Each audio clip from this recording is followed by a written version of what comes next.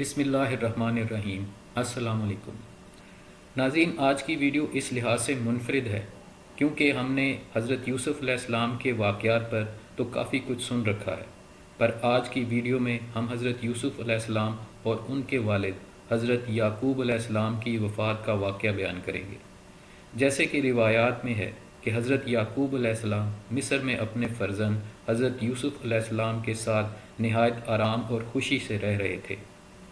جب آپ کی وفات کا وقت قریب آیا تو آپ نے نصیحت کی کہ مجھے ملک شام لے جا کر میرے آباء و اجداد اور میرے والد محترم حضرت اسحاق علیہ السلام کے روضہ مبارک کے پہلو میں دفن کیا جائے۔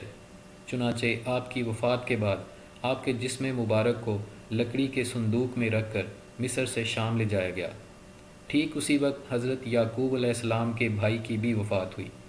آپ اور آپ کے بھائی دونوں کی ولادت بھی ایک ساتھ ہوئی تھی اور وفات بھی ایک ہی دن ہوئی، اور دونوں کو ایک ہی جگہ دفن کیا گیا، اور دونوں بھائیوں کی عمر 145 برس کی ہوئی۔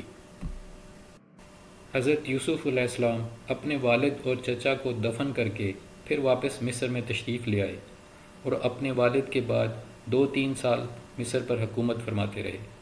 اس کے بعد آپ بھی وفات پا گئے، اور آپ کی وفات کے بعد آپ کے مقام دفن میں سخت اختلافات پیدا ہو گئے۔ جناب یوسف کو ہمارے علاقے میں دفن کیا جائے گا، ہم ان کی برکت پانے کے حقدار ہیں۔ نہیں، ہم ان کی فضیلت پانے کے زیادہ حقدار ہیں، یہ ہمارے محلے میں ہی دفن ہوں گے۔ بس فیصلہ ہوا، جناب یوسف کو بیچ دریائے نیل میں دفن کیا جائے گا تاکہ دریائے نیل کا پانی آپ کی قبر منور کو چھوتا ہوا گزرے۔ چنانچہ آپ کے جسم کو سنگ مرمر کے صندوق میں بند کر کے دریائے نیل کے بیچ میں دفن کیا گیا، یہاں تک کہ آپ کی وفات کو 400 برس گزر گئے۔ پھر حضرت موسیٰ علیہ السلام نے آپ کے تابوت شریف کو دریائے نیل سے نکال کر آپ کے آباء و اجداد، آپ کے والد اور آپ کے دادا کے ساتھ دفن کیا۔ بوقت وفات آپ کی عمر مبارک 120 برس تھی۔ آپ کے والد حضرت یعقوب علیہ السلام نے 145 برس کی عمر پائی۔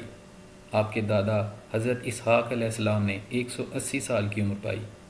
آپ کے پردادا حضرت ابراہیم خلیل اللہ نے 175 سال کی عمر پائی۔ تو یہ تھا حضرت یعقوب علیہ السلام اور حضرت یوسف علیہ السلام کی وفات کا واقعہ۔